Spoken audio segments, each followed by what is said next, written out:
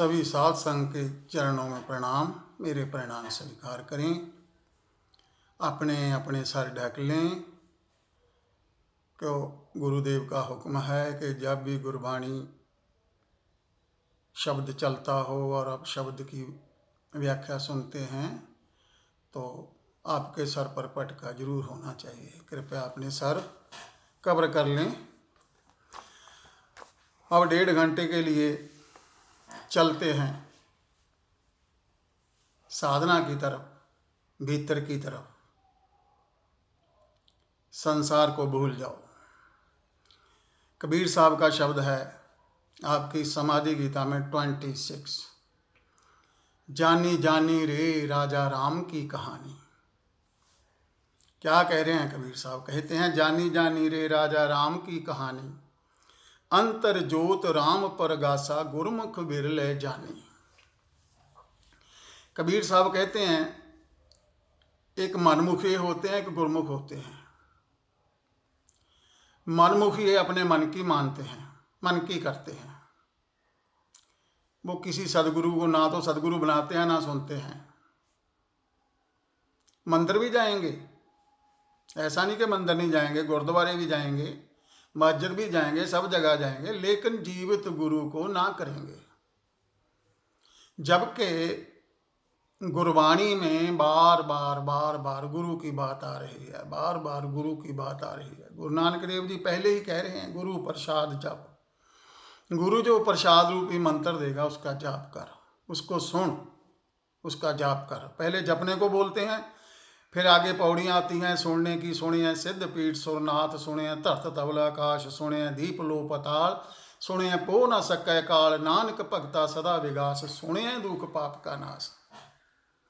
ऐसी कौन सी वस्तु है, कौन सी चीज है जिसको सुनने मात्र से सभी दुखों का, क्लेशों का, पापों का, मौत का नाश हो जाता है? वो क्या है? पहली में ही गुरु नानक देव जी कह रहे हैं एक ओंकार सतनाम।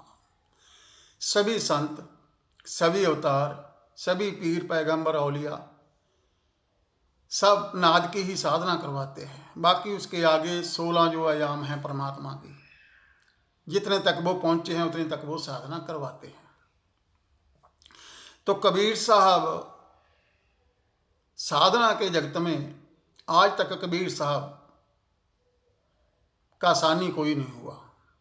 आगे संभावना हो सकती है, कह नहीं सकते। कहते हैं जानी जानी रे राजा राम की कहानी। कबीर साहब कहते हैं मैंने जान ली, मानी नहीं है, जानी है। एक होता है मानना, एक होता है जानना। मानने को कह देते हैं आत्मा है, परमात्मा है, सब कुछ है, राम भी है, अल्लाह भी है, गॉड भी है, सब कुछ है। मानने को क्यों? माँ बाप बता देते हैं, कुछ पुजारी या हमारे गुरुद्वारे के पाठी बता देते हैं कि वाहेगुरु है, परमात्मा है। पर उसको जाना कैसे जाए? संत उसको जानने की बात करते हैं। कबीर साहब उसको कहते हैं जानी जानी रे राजा राम की कहानी। ये राजा राम की कहानी क्या है भाई? कोई तो कहानी होगी तो ही राजा राम है। राजा राम की कहानी है ये जो उसने पूरा प्रपंच रचा है, ब्रह्मांड जो रचा है पूरा, जिसको गुरु नानक देव जी कह रहे हैं जपजी साहब में, एका माई जुगत वे आई, 3 चेले परवान। शुरू में उसने क्या किया? एका माई जुगत वे आई, 3 चेले परवान, एक संसारी एक भंडारी एक लाए दीवान, ज्यों तिस भावै तिवें चलावै जिव होवै फरमान। ओ देखै ए ना नजर ना आवे, बहुता ए बाड़ान, आदेश तिसै आदेश, आद अनील अनाद अनाहत जुग जुग एको वेश। क्या कह रहे हैं? कहते हैं एक माई ने, परमात्मा ने, माई कह लो, बाप कह लो, कुछ भी कह लो, स्कीम लगाई कि कुछ किया जाए। उसने ये पसारा किया।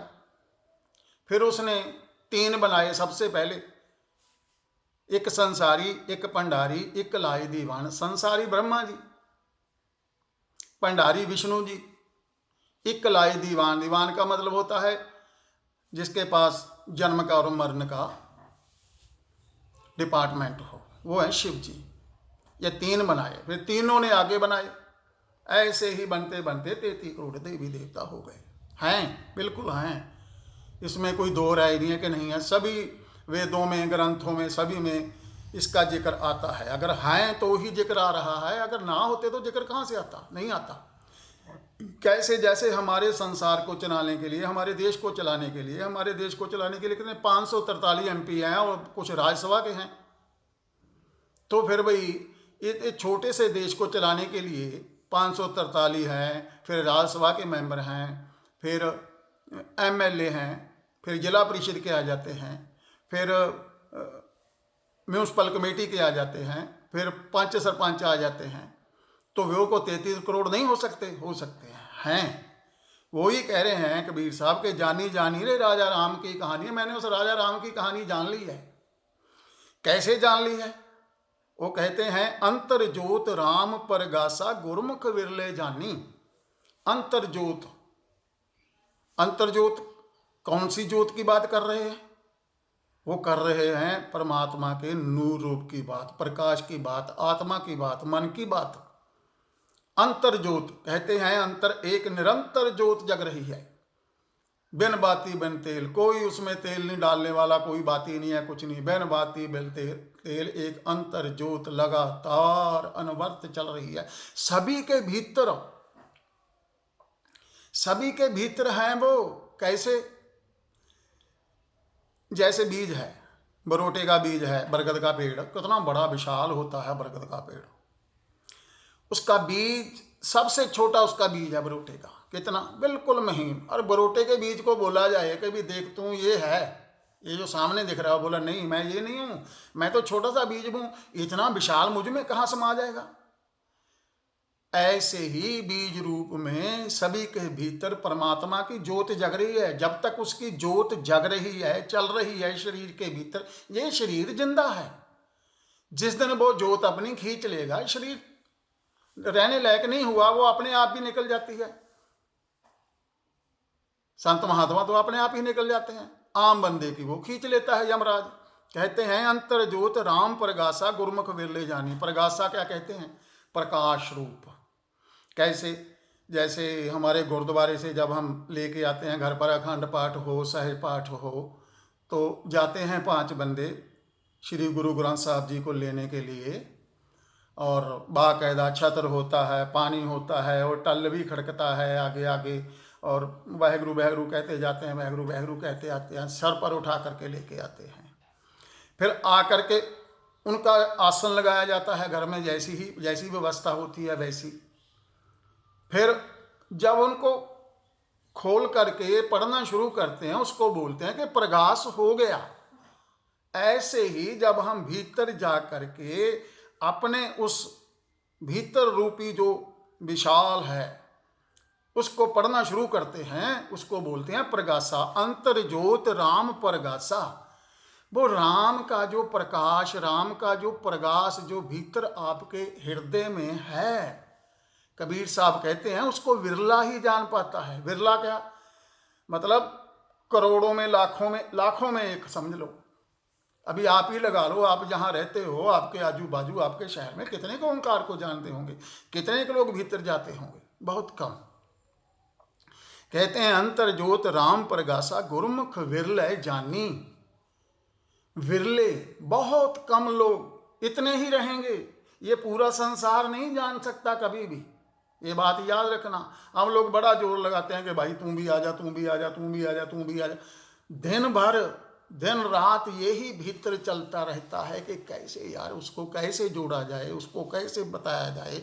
जो आपके जान पहचान वाले होते हैं, जब चलता रहता है दिन रात भीतर के कैसे किया जाए। नहीं, वो जुड़ेगा वो ही जिसको ऊपर से लिखा करके लेके आया। जो गुरु नानक देव जी कह रहे हैं, कहते नानक नाम तेना नु मिले जिन तुरों लिखाया संजोग दियो। हम लोग कितना भी प्रयास कर लें, जानेगा वो ही जो ऊपर से लिखा करके लेकर आया है। ऐसे अरे गरे नत्थू खैरे की ओंकार दीक्षा नहीं होती। आपके देखे भी, आप भी लोगों को बोलते होंगे कि हाँ भाई, जिसने जाना है वो भी दूसरे को कहता भाई तुम भी जान जा। नहीं जानते। कहते हैं गुरमुख बिरले जानी। बिरले मतलब बहुत कम। जानेंगे कैसे? पहले कोई सदगुरु आपके जीवन में आएगा। जब सदगुरु आपके जीवन में आएगा तब वो आपको ओंकार दीक्षा देगा, आपको भीतर ले करके जाएगा और भीतर के आपकी जो 16 कला है उसको वो जनाएगा। जानने की बात कर रहे हैं कबीर साहब। जानी जानी रे राजा राम की कहानी। अब मैं भीतर जा करके राजा राम की कहानी को जान गया हूँ कि उसकी कहानी कैसे पढ़नी है। ये पढ़नी है कहानी, कैसे पढ़नी है? पहले निराकार में जाएंगे, फिर नाद को सुनेंगे, फिर अजपा जोड़ेंगे, धीरे धीरे धीरे धीरे एक एक आगे खिसकते चले जाएंगे और धीरे धीरे बढ़ जाएंगे अंतराकाश की तरफ। अंतराकाश में फिर परमात्मा के प्रकाश रूप को देखेंगे। प्रकाश रूप को देखते देखते, आत्मकणों को देखते देखते देखते देखते देखते समाधि घटित हो जाती है, जो एंड में कबीर साहब बताएंगे। कहते हैं अंतर जोत राम परगासा गुरमुख बिरले जानी। ये परमात्मा की ब्रह्म की बात कर रहे हैं कि मैंने पूरा जान लिया है। खाली भीतर आपको समाधि घटित हो गई, आपने भीतर नाद सुन लिया, नूर भी देख लिया, सुगंध भी जान ली, गंध भी जान ली, अमृत भी जान लिया, सब जान लिया। लेकिन जब तक आप ब्रह्म को नहीं जानते तब तक बात पूरी नहीं होगी, तब तक उसको पूरा नहीं जाना जाएगा। मतलब जितना वो सामने दिख रहा है उतना, जब तक ब्रह्म को नहीं जानते। इसलिए प्रयासरत रहना, रुकना मत। जब तक ब्रह्म तक ना जाओ, जब तक 16वीं समाधि 14वीं समाधि तक ना जाओ सहज स्मरण तक, तब तक रुकना मत। चलते जाना मेरे भाई, चलते जाना, चलते जाना, जब तक ब्रह्म को ना जाने। पूर्ण ब्रह्म की बात कर रहे हैं कबीर साहब। कहते हैं जानी जानी रे राजा राम की कहानी, अंतर जोत राम परगासा गुरुमुख विरला जानी। कोई गुरुमुख ही उसको जान सकता है, और वो विरला ही होगा, बहुत कम लोग होंगे, वो ही जानेगा। ये ब्रह्म की बात कर रहे हैं। आगे क्या कहते हैं?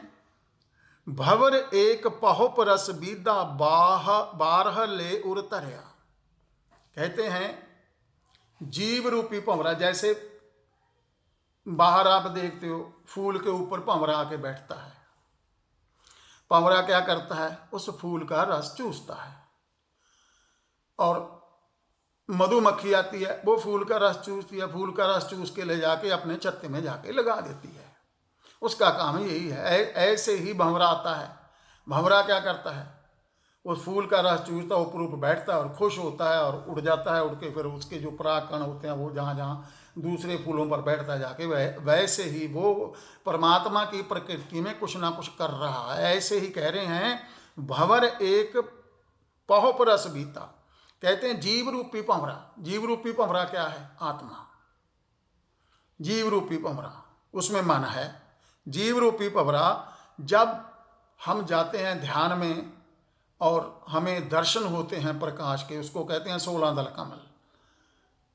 अलग अलग भाषा, कोई 64 दल कमल कह देता है, कोई 76 दल कमल कह देता है, कोई 16 दल कमल कह देता है। ये एक पंखड़ियाँ हैं कमल की, वैसे ही खिलावट होती है भीतर। जब आप आंख बंद करके भीतर धीरे धीरे धीरे ध्यान में आपको प्रकाश को देखते हैं तो उसको कहते हैं 16 दल कमल। जब उसमें जा करके कहते हैं कबीर साहब भंवर एक पहुप रस बीदा बारह ले उर तरया।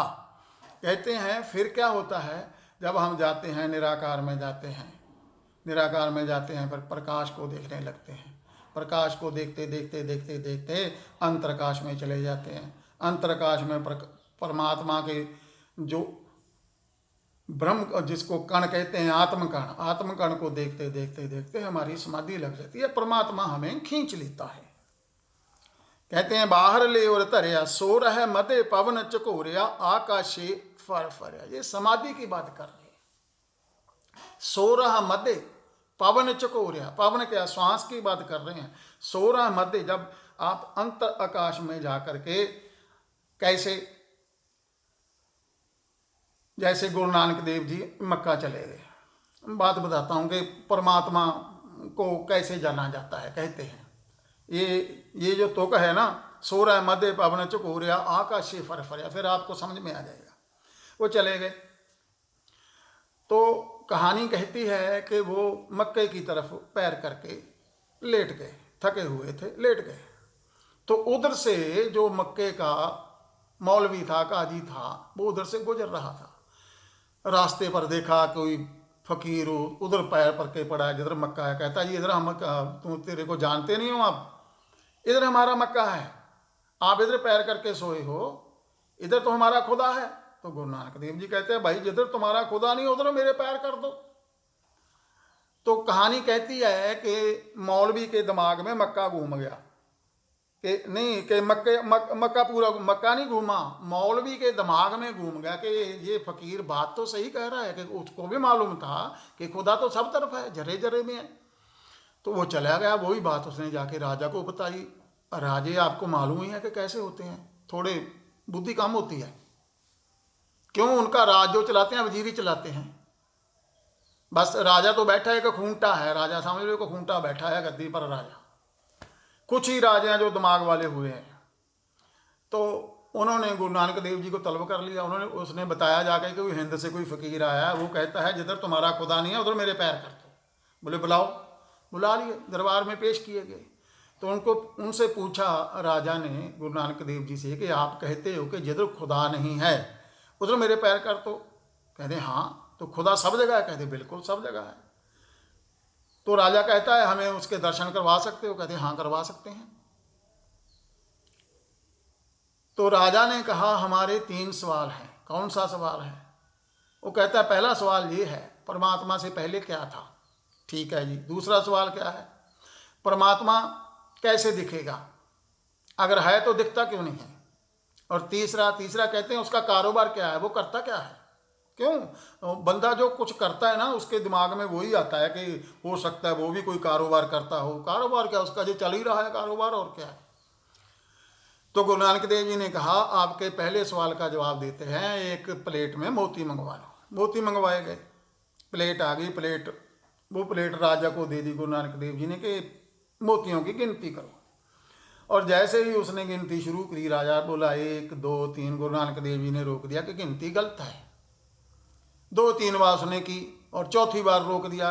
वो फिर गिनती करने लगा थोड़ा अवेयर होके, 1 2 3, फिर रोक दिया कि तू गिनती ही शुरुआत ही गलत कर रहा है, तेरी शुरुआत सही नहीं, तू 1 से शुरुआत कर रहा है। वो कहता है जी गिनती तो 1 से ही शुरू होती है, मैं राजा हूँ, मुझे मालूम है, मैंने भी पढ़ाई की है, गिनती तो 1 से ही शुरू होती है। बोले नहीं, गिनती 1 से शुरू नहीं होती, परमात्मा की गिनती 1 से नहीं होती, उसकी गिनती होती है 0 से। कैसे? बोले शून्य। उससे पहले तो आप पूछ रहे हो कि परमात्मा से पहले क्या था? परमात्मा से पहले शून्य था, कुछ भी नहीं था, किसी ने देखा ही नहीं, वही जानता है। कहते हैं उसके पहले कुछ भी नहीं था। राजा समझ गया, ठीक है। दूसरा सवाल था कि अगर परमात्मा है तो दिखता क्यों नहीं? गुरु नानक देव जी ने कहा 1 कटोरे में दूध मंगवाओ। उन्होंने सोचा होगा कि दूध मंगवा रहा है, भूखा होगा, पीना होगा, इसने दूध ला के दे दिया। तो वो कटोरा राजा को पकड़ा दिया गुरु नानक देव जी ने। कहते हैं राजन देख इसमें क्या है? वो कहता जी दूध है। वो कहते हैं नहीं, जरा ध्यान से देखो इसमें क्या है। वो कहते दूध है, ये तो सबको नजर आ जाएगा कटोरे में दूध है। गुरु नानक देव जी कहते हैं राजन तू अंधा है, बहरा भी है। बोलता मैं कैसे अंधा हूं, मुझे दिख रहा है दूध है। और कहते हैं दूध है पर दूध में कुछ और भी तो है। वो कहता क्या है? कहते हैं इसमें मक्खन है, पनीर है, घी है, रबड़ी है, कितना कुछ है, दही है। वो कहता जी फिर तो इसको जाग लगाना पड़ेगा। कहते परमात्मा को देखने के लिए जाग लगाना पड़ेगा ध्यान का, फिर दिखेगा। वो कहता ठीक है, मान गया कि हाँ ऐसे ही। तो तीसरा सवाल था कि उसका कारोबार क्या है? तो गुरु नानक देव जी ने कहा राजन ये गद्दी खाली करो, तख्त खाली करो, आप यहाँ आकर के बैठो हमारे पास। वो राजा वहाँ से उठा, जहाँ जिस लाइन में गुरु नानक देव जी बैठे थे वहाँ आकर बैठ गया। बैठा, गुरु नानक देव जी वहाँ से उठे, उसके तख्त पर जा बैठे। तो गुरु नानक देव जी ने कहा कि राजन अब मैं कहाँ बैठा हूँ? कहते जी आप तख्त पर बैठे हो। कौन हूँ मैं इस टाइम? बोले आप राजा हो, राजे के तख्त पर बैठे हो। और तू कहाँ बैठा है? कहता जी मैं आम बंदों में बैठा हूं। फिर तू कौन है? तू आम बंदा है। ये ही उसका कारोबार है। वो राजे से रंक बनाता है, रंक से राजा बनाता है। मैं कुछ देर पहले आम बंदों में बैठा था, मैं आम था, अब मैं तख्त पर बैठा हूं, अब मैं राजा हूं। जपजी साहब में कहते हैं, इक ना हुक्मी बख्शीश इक हुक्मी सदा पवाई है। हुक्म है अंदर सब को, बाहर हुक्म ना कोई, नानक हुक्म है जे बुझे ता होम मैं कहे ना कोई। कहते एक को तो इतनी बख्शिशें दे देता है प्रभु, वो राजा बन जाता है, और एक जन्म मरण के चक्कर में पड़ा ही रहता है। एक हुक्मी सदा पवाई है, पवाई का मतलब घूमता ही रहता है, चक्कर में पड़ा रहता है। ये है, कहते ऐसे ही जब हम भीतर जाते हैं, ध्यान में जाते हैं, ये तुक का अर्थ है बाहर सोरा मदे पवन चकोरिया आकाशे फरफरिया। जब हम जाते हैं, कहते हैं धीमी लंबी गहरी श्वास लो, श्वास को देखो, श्वास आती है जाती है, आती है जाती है, आती है जाती है, धीरे धीरे एक शांति एक आनंद उतरने लगता है, मन हवा होने लग जाता है।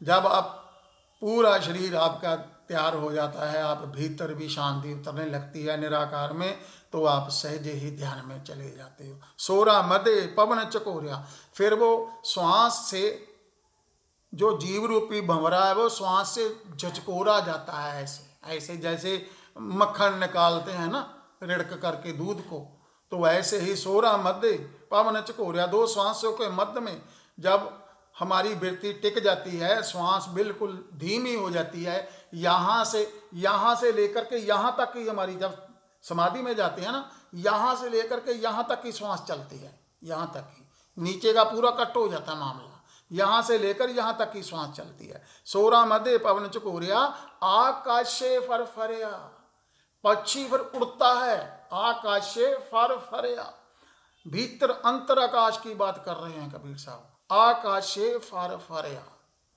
फिर हमारा आत्मा रूपी पक्षी अंतर आकाश में फिर वो परमात्मा की गुफा की तरफ बढ़ता है, फिर परमात्मा उसे खींच लेता है और समाधि घटित हो जाती है। सोरा मदे पवन चकोरिया आकाशे फरफरिया। आगे क्या कहते हैं, सहज सुन एक बिरबा उपजया धरती जल हर सोख्या, कहे कबीर हो ताका सेवक जिन एह बिरवा देखिया। कौन सी धरती की बात कर रहे हैं, कौन से जल की बात कर रहे हैं कबीर साहब। सहज सुन क्या है, बिरवा क्या है, धरती क्या है, जल क्या है, क्या सोखा, ये भी ध्यान की भीतर की ही बात कर रहे हैं। कैसे, गुरु अर्जन देव जी कहते हैं, सुन्न समाद गुफा तह आसन, केवल ब्रह्म पूर्ण तह वासन, भगत संग प्रभ गोष्ठ करत है, तह हरख न सोग न जन्म न मरता है। इसको समझो पहले थोड़ा। शून्य समाध, शून्य समाध क्या है, जब हम भीतर निराकार में जा करके प्रकाश को देखते हुए, नाद को सुनते हुए अंतर आकाश में जाते हैं, वहां शून्य हो जाते हैं, विचार शून्य हो जाते हैं, विचार नहीं रहते। जब विचार नहीं रहते तो हम कहाँ हैं, ध्यान की स्थिति में हैं। निर्विचार अवस्था जो है वो ध्यान की स्थिति है, अभी समाधि घटित नहीं हुई है। समाधि जो है परमात्मा का प्रसाद है, वो जब चाहे आवे जब चाहे ना आए, उसकी मर्जी। अगर हमारी मर्जी होगी कि हमें समाधि लगे तो नहीं लगेगी, ये बात याद रखना। अगर आपके भीतर कामना है, ध्यान आप कामनावश कर रहे हो कि मुझे समाधि लगे, नहीं लगेगी मेरे भाई। लगेगी कैसे, मात्र देखना।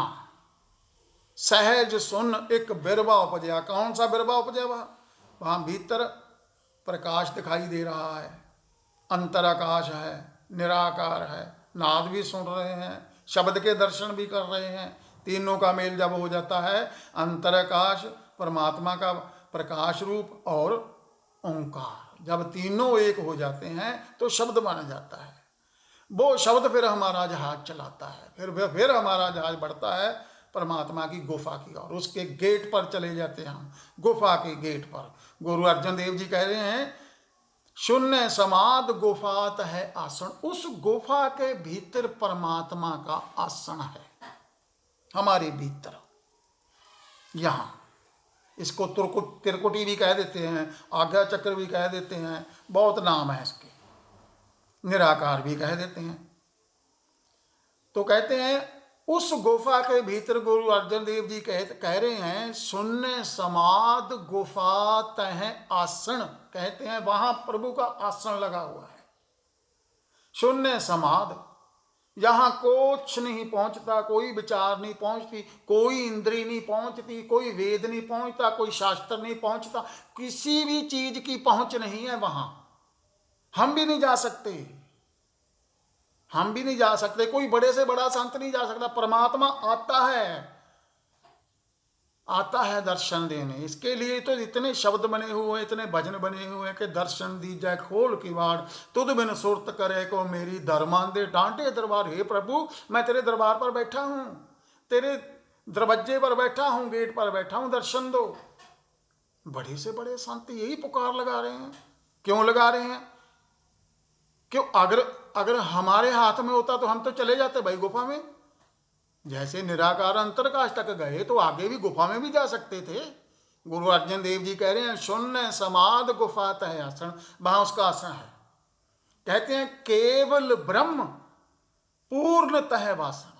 पूर्ण ब्रह्म जो है, पूर्ण परमात्मा, केवल एक, जो कैवल्य समाधि में कहते हैं ना, केवल एक, केवल ब्रह्म। जब तक आपने ब्रह्म को नहीं जाना तब तक आपने परमात्मा को नहीं जाना। समाधि घटित होगी, ठीक है, जब तक आपने ब्रह्म के दर्शन नहीं किए, बाहर पहले भीतर दर्शन करोगे भाई, फिर बाहर होंगे। कहते हैं गुरु अर्जन देव जी, केवल ब्रह्म पूर्णतः वासा। पूर्ण ब्रह्म, पूर्ण परमात्मा वहां है, वहां उसका वास है। शून्य समाध गुफा तह आसन, वहां उसका आसन है। जहां आसन होगा वहां वास भी तो फिर कोई ना कोई करेगा भाई। वहां किसका वास है? प्रभु का वास है, परमात्मा का वास है। कुछ भी कह लो, अल्लाह कह लो, गॉड कह लो, परमात्मा कह लो, प्रभु कह लो, कुछ भी कह लो, राम कह लो, कृष्ण कह लो, कुछ भी कह लो, उसके नाम है। केवल ब्रह्म पूर्णतः वास। फिर क्या कहते हैं? भगत संग प्रभ गोष्ठ करता है। बातें होती हैं वहां। कहते हैं भगत संग प्रभ गोष्ठ करता है, तह हर्ख न सोग न जन्म न मरत है। फिर कुछ नहीं है, ना जन्म है ना मरण है, मात्र है हर्ख सोग। इंद्रियों की बात कर रहे हैं, वहां इंद्रियां नहीं पहुंचती। इंद्रियों का काम तो सिर्फ बाहर है। इस संसार में इंद्रियां चलती हैं, भीतर समाधि में इंद्रियां नहीं चलती, नहीं पहुंच है उनकी। ना वेद ना शास्त्र, कुछ भी नहीं पहुंचता। ना ओंकार पहुंचता है, ना प्रकाश पहुंचता है, कुछ भी नहीं पहुंचता। कबीर साहब खुद कह रहे हैं, जाप मरे या जप्पा मरे, अनहद भी मर जाए, राम स्नेही ना मरे, कहे कबीर समझाए। राम स्नेही कौन? मात्र बोध, वो रहता है बस। ऐसा लगता है कि अभी गया था, अभी उठ के आ गया। कहाँ गया था? जब घड़ी पर देखते हैं तो 1.5-2 घंटे, लेकिन 1.5 घंटा निकला होता है। तो बाहर अंदर ऐसे लगता है कि अभी गया था, अभी आ गया। वहाँ टाइम नहीं है, टाइमलेसनेस है। इसके लिए तो उसको बोला गया अकाल मूर्त, समय से पार है, वहाँ समय नहीं है। अयोनि स्वयं, कहते हैं किसी योनि में नहीं आता। फिर स्वयं का मतलब है खुद ही खुद ने पैदा किया है, उसने खुद ही खुद को पैदा किया है। कैसे? ये ब्रह्म बनाया, पूरा पूरा बनाया ये। गुरु अर्जन देव जी कह रहे हैं, भगत संग प्रभ गोष्ठ करता है, तय हर्ख न सोग न जन्म न मरता है। वहां कुछ भी नहीं है, कोई इंद्री नहीं पहुंचती, कुछ भी नहीं पहुंचती। कहते हैं कर कृपा जिस आप दवाया। देखो कितनी बड़ी बात कह रहे हैं, कर कृपा जिस आप दिवाया। प्रभु कृपा करता है, प्रभु कृपा करता है, सदगुरु मिलाता है, फिर सदगुरु कृपा करता है, परमात्मा को मिलाता है। परमात्मा सीधा कभी नहीं मिलेगा, आज तक नहीं मिला किसी को सीधा, हो ही नहीं सकता।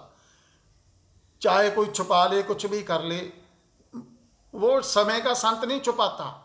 वो बाद में जो ठेकेदार सिस्टम होते हैं ना, ठेकेदारी चलती है, फिर बाद में वो छुपा देते हैं कि हमारे तो उसका गुरु ही नहीं था जी कोई, वो तो परमात्मा ऊपर से उतर के यो योनि राही आया है। बात समझ लो, जो गर्भ से पैदा हुआ है वो संसारी है, संसार में आया, संसारी है। यहाँ आके उसने जप किया, तप किया, कुछ भी किया, भले कितनी भी शक्ति लेकर के वहाँ से आया हो अपने मदर क्राफ्ट से, लेकिन वो है यहाँ का ही, उसको माना जाएगा। इसके लिए तो हम बोलते हैं अवतार, अवतरण हुआ, ऊपर से आया। एक का यहाँ से अवतरण होता है हमारे ऋषियों मुनियों का, जो आम घर में पैदा हो करके यहाँ ही पूरी उन्होंने शक्तियाँ प्राप्त की, ध्यान करके, साधना करके, समाधि करके, उनको ऋषि बोला जाता है। और जो शक्तियाँ लेकर के आता है उसको अवतार बोला जाता है, उसका अवतरण होता है। और जो ऋषि होता है वो यहाँ से अपनी मेहनत से, अपनी संघर्ष से वो उसको कमाता है, पाता है। वो ही कह रहे हैं कबीर साहब, कहते हैं सहज सुन एक बिरबा उपतया, धरती जल हर सोख्या। सहज सुन क्या है? वही समाधि की बात कर रहे हैं। यहाँ कुछ भी नहीं है, ना इंद्रिय है, ना विचार है, कुछ भी नहीं है। सहज सुन एक विरबा उपजया। विरबा किसको कहते हैं? जो चीज़ देखी, कोई आपने सीन देखा, कुछ भी देखा, एक विरबा उपजया, उपज हुई किसी चीज की, कोई चीज भीतर बनी, मैंने देखी। सहज सुन एक विरबा उपजया, धरती जल हर सोख्या। धरती क्या है? आत्मा, निराकार, अंतरकाश। धरती जल हर ही सोख्या। फिर क्या होता है? फिर जब हम निर्विचार हो जाते हैं, हम तैयार हो जाते हैं, हमारा बर्तन साफ हो जाता है, फिर प्रभु आता है, वो फिर बारिश करता है, वर्षा करता है, फिर हमारी आत्मा जो है उस जल को सोख लेती है, बात बन जाती है, मिलन हो गया। जो जन्मों जन्मों से सोका पड़ा हुआ था, जो नहीं उसके दर्शन हुए थे, तो कबीर साहब कहते हैं वो भीतर जा करके फिर समाधि में उसके दर्शन हो जाते हैं। सहज सुन, सहज अवस्था में मिलता है, जब ताप में नहीं मिलेगा, जड़ समाधि में नहीं मिलेगा। कई कह देते हैं जी वो पढ़े हैं जी, समाधि में पढ़े हैं। भाई इतने 3-4 साल हो गए उनको पढ़े, एक संत हैं, कहते हैं समाधि में है। इतने साल में शरीर कहाँ रह जाएगा? नहीं रहता, नहीं रहता। उनकी मृत्यु हुई हुई है, वो नहीं मानते, नहीं मानते, ना मानने। कबीर साहब कहते हैं नहीं मानते मत मानो।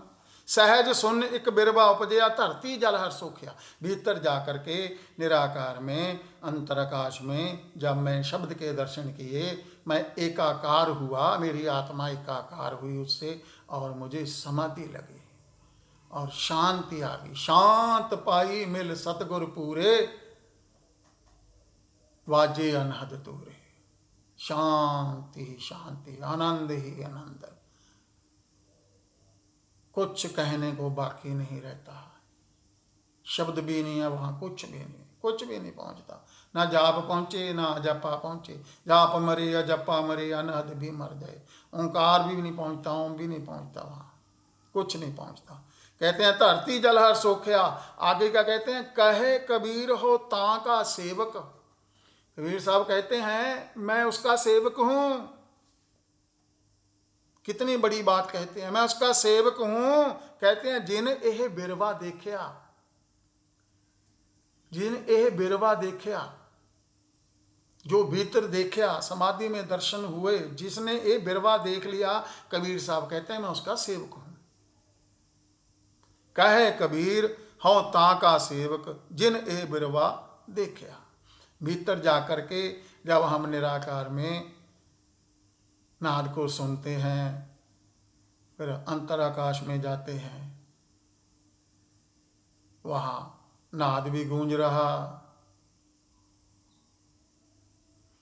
प्रकाश भी और आत्म कण भी दिख रहे, और अंतराकाश में फिर देखते देखते समाधि घटित हो जाती है। अगर काम ना करोगे तो समाधि नहीं लगेगी। निष्काम होकर के ध्यान में जाना चाहिए। मात्र देखना, जिसको गुरुदेव कहते हैं जस्ट अवेयरनेस, बस मैं देखने वाला हूं। मैं भी नहीं है, मैं कहनी पड़ती है, मैं देखने वाला हूं, बस देख रहा हूं, कुछ नहीं। जब उसके साथ एकाकार हो जाता है अंतर आकाश में, कुछ भी नहीं बचता, तो प्रभु आ जाता है, दर्शन देता है, बात खत्म हो जाती है। इसके आगे कुछ कहना नहीं था। वो तो जिसने, कह रहे हैं ना, जानी जानी रे राजा राम की कहानी, जिसने जानी, बताना बहुत मुश्किल है। सिखाया जा सकता है, पहुंचाया जा सकता है, पर वो तो गूंगे का गुड़ है। जो देखेगा फिर वो कहेगा हाँ ठीक कह रहे हैं कबीर साहब, जो कबीर साहब कह रहे हैं वो ठीक कह रहे हैं। मैंने वैसे ही मैं गया, वैसे ही मैं देखा, वैसे ही जो पहले से चले आ रहे हैं संत महात्मा वो कहते आए हैं, और जो टाइम पे होते थे, जैसे हम लोग हैं अभी, जो पहले कहा गया है हम उसी पर चल रहे हैं और भीतर जा करके प्रयोग कर रहे हैं। कहने को तो लोग कहते हैं H2O मिलके पानी बनता है, कहते हैं ना H2O मिलके पानी बनता है। जब तक पानी बना करके नहीं देखा, जिस दिन आपने बना करके देख लिया आप जान गए कैसे बनता है, बात खत्म हो गई कि पानी कैसे बनता है। जब तक हम प्रयोग नहीं करेंगे, प्रयोग में नहीं उतरेंगे, तब तक बात नहीं बनेगी, नहीं बनेगी, नहीं बनेगी। पढ़ पढ़ के, इसमें ग्रंथों में पढ़ पढ़ के, वेदों में पढ़ पढ़ के, गीता को पढ़ के, कुरान को पढ़ के, बाइबल को पढ़ के, गुरु ग्रंथ साहब को पढ़ के नहीं जाना जा सकता। भाई पढ़ते हैं, गुणते नहीं हैं। बात गुणने की है। गुणने का मतलब एक अर्थ के हजार हजार, एक शब्द के हजार हजार अर्थ निकलते हैं। गुरु नानक देव जी ने एक ओंकार सतनाम शुरू में जब शुरू किया, गुरु ग्रंथ साहब, पहले उन्होंने सिंबल बनाया एक, फिर 3 बना के उसके ऊपर से ऐसा बना के चक्कर छोड़ दिया। क्यों बनाया उन्होंने भीतर जा करके देखा वो सिंबल तो बनाया। सबको अलग अलग दिखता है। अगर आप भीतर जाकर वही सिंबल ओंकार को देखने लग जाओ, आपको नहीं दिखेगा। आपका स्वभाव अलग है, आपको कुछ अलग दिखे। सभी ऋषियों मुनियों को अलग अलग दिखा है। उन्होंने अलग अलग बताया है कि मुझे ऐसे दर्शन हुए, मुझे ऐसे दर्शन हुए, मुझे, लेकिन हुए वही जगह पे जा करके, सिंबल अलग अलग दिखाई दिए, किसी को नहीं एक दिखाई दिया। गुरु नानक देव जी ने कहा एक ओंकार सतनाम। मुसलमान भाई वो 786 क्या लिखते हैं, वो उनको चंद्रमा का वो अर्ध टुकड़ा दिखा उनको, मोहम्मद साहब को, उन्होंने वो बनाया, वो बता दिया कि हाँ ऐसा है। सबको अलग अलग दिखाई देगा। इसके लिए हम किसी के जैसे बनने की कोशिश ना करें। हम बच्चे को कहते हैं उसके जैसा बन जा, तू उसके जैसा बन जा, वो ऐसा है, नहीं, बात नहीं बनेगी।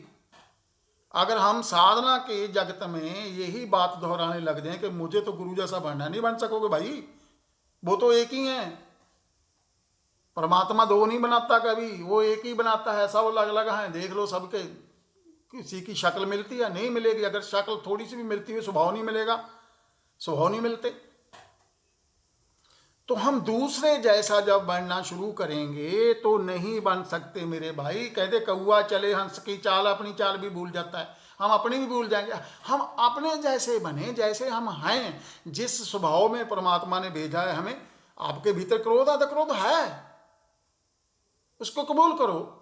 अगर उससे भागोगे, कटोगे, छटोगे तो वो दुगनी तुरा से पकड़ेगा अपने को। जो है उसको कबूल करो तो बात बन जाएगी। आज करके देखना, कोई विदाउट कामना से ध्यान करना, कोई कामना नहीं करना। कैसे? आंख बंद करेंगे, निराकार में जाएंगे। जो मित्र नए जुड़े हुए हैं उनके लिए बोल रहा हूं। निराकार आंख बंद करके भीतर जैसा भी आपको, अंदर जैसा भी आपको दिखाई देगा, ज़्यादा आंखें नहीं, ये आंखें भीतर नहीं देखती। ये आंखों का काम है बाहर देखना, ये तो बंद हो जाएंगी। बंद क्यों करते हैं? कि अगर खुली आंख से ध्यान नहीं होएगा, विचार चलेंगे। आंख बंद करके यहाँ देखना है, यहाँ पूरे कैनवास को देखना है। देखते रहो, देखते रहो, देखते रहो, देखते रहो।